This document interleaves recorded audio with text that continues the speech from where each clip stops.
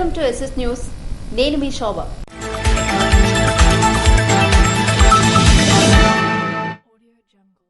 కార్మిక హక్కుల సమస్యలు పరిష్కారం కొరకు ఐక్య పోరాటాలు నిర్వహించాలని సిఐటియు జిల్లా అధ్యక్షులు సిహెచ్ అమ్మన్నాయుడు పిలుపునిచ్చారు.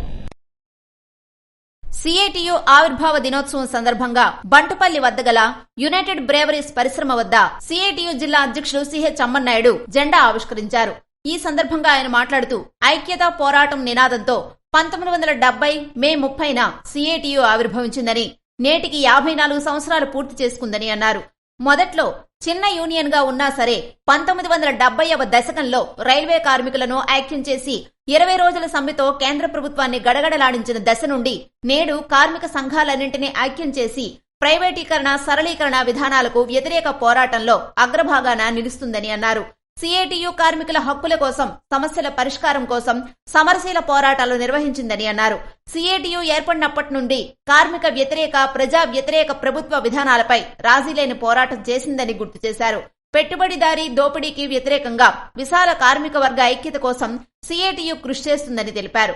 మతోన్మాదాన్ని ఓడించి కార్మిక ఐక్యతను కాపాడేందుకు సిఐటియు కృషి చేస్తుందని తెలిపారు. ప్రభుత్వ రంగ సంస్థల ప్రైవేటీకరణను చేస్తూ కార్పొరేట్లకు కట్టబెట్టడాన్ని వ్యతిరేకిస్తూ కార్మిక సంఘాలను ఐక్యపరిచి పోరాటంలో సిఐటియు తన వంతు పాత్ర నిర్వహిస్తుందని సిహెచ్ అమ్మన్నాయుడు తెలిపారు. విశాఖ స్టీల్ ప్లాంట్ ప్రైవేటీకరణకు వ్యతిరేకంగా జరుగుతున్న కార్మిక ఐక్య పోరాటంలో సిఐటియు కీలక పాత్ర పోషిస్తుందన్నారు. కార్మిక హక్కులను కాలరాస్తూ కేంద్ర బీజేపీ ప్రభుత్వం తీసుకొచ్చిన లేబర్ కోడ్లను రద్దు చేయాలని కొనసాగుతున్న ఉద్యమం వల్ల మోడీ ప్రభుత్వం వాటికి అమలు చేయలేదని తెలిపారు. యునైటెడ్ బ్రేవరీస్ కార్మికుల చార్టర్ ఆఫ్ డిమాండ్లు పరిష్కరించి వేతన ఒప్పందం చేయాలని, కార్మికులకు పూర్తిస్థాయి పని దినాలు కల్పించాలని డిమాండ్ చేశారు.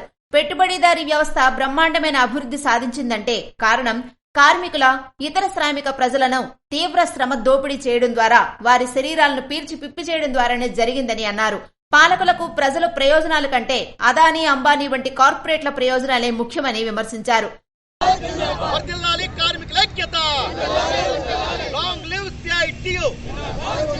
కార్మిక వ్యతిరేక లేబర్ కోడ్ రద్దు చేయాలి, కార్మిక చట్టాలు పకడ్బందీగా అమలు చేయాలి, కనీస వేతనం 20,000 నిర్ణయించి అమలు చేయాలి, కనీస వేతనాలు సవరించాలి. జిందాబాద్ సిఐటియు. వర్గ పోరాటమే సిఐటియుకు ఊపిరి అని, భారత కార్మిక వర్గాన్ని ఐక్యం చేయడం ద్వారా దోపిడీ, పీడన లేని సమాజం సిఐటియు లక్ష్యమని అన్నారు. కార్యక్రమంలో యునైటెడ్ బ్రేవరీస్ వర్కర్స్ యూనియన్ అధ్యక్ష ప్రధాన కార్యదర్శులు ఐ నారాయణరావు, జె గంగరాజు తదితరులు పాల్గొన్నారు. పొరపాట్లు తావివ్వకుండా పోస్టల్ బ్యాలెట్ ఓట్ల లెక్కింపు సక్రమంగా చేయాలని జిల్లా కలెక్టర్, జిల్లా ఎన్నికల అధికారి మంజీర్ జిలానీ సమూన్ ఎన్నికల అధికారులకు, సిబ్బందికి సూచించారు. గురువారం జిల్లా పరిషత్ సమావేశ మందిరంలో ఆర్ఓలు, ఏఆర్ఓలు, సూపర్వైజర్లకు పోస్టల్ బ్యాలెట్ లెక్కింపు ప్రక్రియపై ఆచరణాత్మకంగా అవగాహన కల్పించారు. సందర్భంగా జిల్లా ఎన్నికల అధికారి కలెక్టర్ మంజీర్ జిలానీ సమూన్ మాట్లాడుతూ సాధారణ ఎన్నికలు 2024కి సంబంధించి జిల్లాలో ఎలాంటి సంఘటనలు జరగకుండా ప్రశాంతంగా ఎన్నికలు నిర్వహించిన అందరికీ ధన్యవాదాలు తెలిపారు. ఎన్నికల నిర్వహణ స్ఫూర్తితో ఓట్ల లెక్కింపు ప్రక్రియ కూడా విజయవంతంగా నిర్వహించాలన్నారు. జూన్ 4న ఉదయం 6 గంటలకు శివాని ఇంజనీరింగ్ కళాశాల కౌంటింగ్ కేంద్రానికి చేరుకోవాలన్నారు. ఓట్ల లెక్కింపు కార్యక్రమంలో భాగంగా మొదట పోస్టల్ బ్యాలెట్ లెక్కింపు కార్యక్రమం జరుగుతుందని, అనంతరం 8 నియోజకవర్గాల కౌంటింగ్ హాళ్లలో ఈవీఎంల ఓట్ల లెక్కింపు కార్యక్రమం జరుగుతుందన్నారు. పార్లమెంటు నియోజకవర్గం కౌంటింగ్ హాల్ వద్ద ఉదయం 8 గంటలకు పోస్టల్ బ్యాలెట్ ఓట్ల లెక్కింపు ప్రారంభమవుతుందని, ఇందుకోసం పార్లమెంటుకి 30 టేబుల్స్, అసెంబ్లీకి 3 లేక 4 టేబుల్స్ ఏర్పాటు చేయనున్నట్లు, ఒక్కో టేబుల్ కు 500 చొప్పున పోస్టల్ బ్యాలెట్లు ఇవ్వడం జరుగుతుందన్నారు. ప్రతి టేబుల్ కు పోటీ చేస్తున్న అభ్యర్థుల తరపున కౌంటింగ్ ఏజెంట్లు ఉంటారన్నారు. పోస్టల్ బ్యాలెట్ ఓట్ల లెక్కింపు ప్రక్రియను ఆయన వివరిస్తూ ఇందులో 2 కవర్లు ఉంటాయని, బయటి కవర్ ని ఫారం 13C పిలుస్తారని, దానిని తెరిచిన తర్వాత 2 డాక్యుమెంట్లు ఉంటాయని, అందులో ఒకటి డిక్లరేషన్ 13A, ఇంకొకటి 13B కవర్లో వాస్తవ పోస్టల్ బ్యాలెట్ ఉంటుందన్నారు. డిక్లరేషన్ 13Aలో తప్పనిసరిగా ఓటర్ సంతకం చేసి ఉండాలని, దానితో పాటు గజెటెడ్ అధికారి ధృవీకరించి సంతకం చేసి స్టాంపు వేయడం లేదా హోదాని రాసి ఉండాలని, అలా ఉంటేనే అది చెల్లుబాటు బ్యాలెట్ గా పరిగణించాలన్నారు.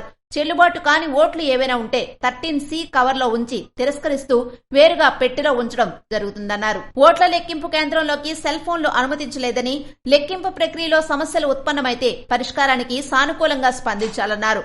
కౌంటింగ్ ప్రక్రియలో పాటించాల్సిన ఆయా విషయాలపై పవర్ పాయింట్ ప్రెజెంటేషన్ ద్వారా శిక్షణ ఇచ్చారు. ఈ శిక్షణా తరగతుల్లో జిల్లా రెవెన్యూ అధికారి ఎం గణపతిరావు, ఇచ్చాపురం, పలాస, పాతపట్నం, శ్రీకాకుళం, ఎచ్చెర్ల, నరసనపేట నియోజకవర్గాల రిటర్నింగ్ అధికారులు సుదర్శన్ దొర, భరత్ నాయక్, అప్పారావు తదితరులు పాల్గొన్నారు. సిఐటియు 54వ ఆవిర్భావ దినోత్సవం సందర్భంగా గురువారం ఎచ్చెర్ల మండలం కేంద్రం వద్ద సిఐటియు జెండా ఆవిష్కరణ చేశారు. ఉద్యోగులు, కార్మికుల సమస్యల పరిష్కారం కోసం ఐక్య పోరాటాలకు సన్నద్దం కావాలని సిఐటియు జిల్లా ప్రధాన కార్యదర్శి పి తేజేశ్వరరావు పిలుపునిచ్చారు. సిఐటియు 54వ ఆవిర్భావ దినోత్సవం సందర్భంగా గురువారం ఎచ్చెర్ల మండల కేంద్రం నాగార్జున అగ్రికం పరిశ్రమ వద్ద సిఐటియు జెండా ఆవిష్కరణ అనంతరం సభలో నిర్వహించారు. ఈ సందర్భంగా సిఐటియు జిల్లా ప్రధాన కార్యదర్శి పి తేజేశ్వరరావు మాట్లాడుతూ 1970 మే 30వ తేదీన ఐక్యతా పోరాటం అనే నినాదంతో centre of Indian trade unions ఏర్పాటు చేయడం జరిగిందని అన్నారు. దేశవ్యాప్తంగా వివిధ రంగాలలో పనిచేస్తున్న ఉద్యోగులు, కార్మికులందరినీ ఐక్యం చేయడం ద్వారా కార్మిక వర్గం అనేక హక్కులు సాధించుకోవడం జరిగిందన్నారు. దేశవ్యాప్తంగా రైల్వే ఉద్యోగులు చేపట్టిన సమ్మె సిఐటియు అండగా నిలిచిందన్నారు. ఎమర్జెన్సీకి వ్యతిరేకంగా ఉద్యోగులు, కార్మికులతో సిఐటియు ఆధ్వర్యంలో పెద్ద ఎత్తున పోరాటాలు నిర్వహించడం జరిగిందన్నారు. కార్మిక వర్గం ప్రాణత్యాగాలతో సాధించుకున్న కార్మిక హక్కులను కాలరాసేందుకు పాలకులు లేబర్ కోడ్లు తెచ్చి కార్మికులను కట్టుబానిసలుగా చేసేందుకు చేస్తున్న ప్రయత్నానికి వ్యతిరేకంగా ఐక్యంగా పోరాడాలని పిలుపునిచ్చారు. కార్మికుల ఐక్యత వర్ధిల్లాలి. కార్మికుల ఐక్యత వర్ధిల్లాలి. ఈరోజు జెండా ఆవిష్కరణ ఎందుకు చేశామంటే సిఐటియు ఏర్పడి ఈ రోజుకి 54వ సంవత్సరం. 1970లో centre of Indian trade unions అనే పేరుతో సిఐటియు దేశవ్యాప్తంగా కార్మికులందరూ కూడా ఐక్యంగా ముందుకు తీసుకెళ్లడం కోసం ప్రభుత్వ విధానాలకు వ్యతిరేకంగా చీలిపోయిన కార్మికులు, ఉద్యోగులందరూ కూడా ఒక త్రాటిపైకి తెచ్చి ఐక్యంగా పోరాటాలు చేయడంలో భాగంగానే 1970 మే 30వ తేదీన సిఐటి ఏర్పడి ఈరోజు 54వ సంవత్సరం అవుతున్న సందర్భంగా సిఐటి తాలూకా ప్రాధాన్యత, విశిష్టత కూడా కార్మికులందరికీ తెలియజేయడంతో పాటు జెండా ఆవిష్కరణ చేయాలని చెప్పి మన సిఐటి ఆల్ ఇండియా కమిటీ ఇచ్చిన పిలుపులో భాగంగా ఈరోజు మనం ఇక్కడ ఈ జెండా ఆవిష్కరణ చేయడం జరిగింది. అంటే 1970లో మన సిఐటి ఏర్పాటు చేసి మొదట రైల్వేలో పెద్ద ఎత్తున దేశవ్యాప్తంగా 1974లో రైల్వే సమ్మె పెద్ద ఎత్తున జరిగింది. ఆ సందర్భంగానే ఇందిరాగాంధీ ప్రధానమంత్రిగా ఉన్న నేపథ్యంలో ఎమర్జెన్సీ పెట్టి సమ్మెను విచ్ఛిన్నం చేయడంతో పాటు ఎక్కడెక్కడ నాయకులను అరెస్ట్ చేస్తే మొత్తం నాయకత్వంతో కూడా రహస్య ప్రదేశాలకు వెళ్ళిపోయి ప్రజలందరూ కూడా ఆర్గనైజ్ చేసి పెద్ద ఎత్తున ఎమర్జెన్సీ వ్యతిరేకంగా కార్మికులు, ఉద్యోగులందరూ కూడా ప్రజాస్వామ్య హక్కుల మీద దాడి చేయడం కరెక్ట్ కాదు, ప్రజాస్వామ్యయుతంగా సమ్మె చేయనివ్వకుండా ఎక్కడికక్కడ అరెస్టులు చేసి నిర్బంధం విధించడానికి వ్యతిరేకంగా దేశవ్యాప్తంగా పోరాటం చేయడంతో తర్వాత ఎమర్జెన్సీ రద్దు చేయడం జరిగింది.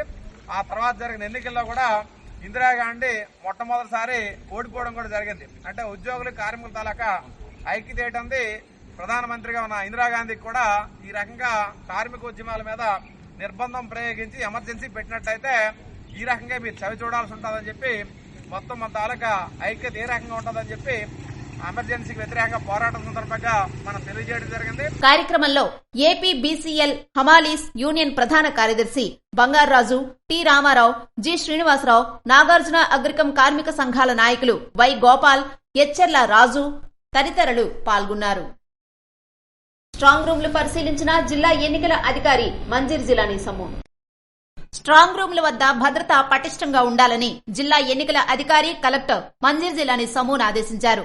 శ్రీ శివాని ఇంజనీరింగ్ కళాశాలలో ఉన్న స్ట్రాంగ్ రూమ్లను నియోజకవర్గాల వారీగా ఆమ్దాల వలస రిటర్నింగ్ అధికారి, జిల్లా జాయింట్ కలెక్టర్ ఎం నవీన్ తో కలిసి గురువారం ఆయన పరిశీలించారు.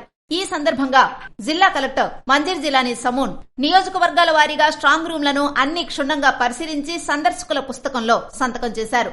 అనంతరం అక్కడి నుండి పార్కింగ్ ప్రాంతాన్ని పరిశీలించి పలు సూచనలు జారీ చేశారు.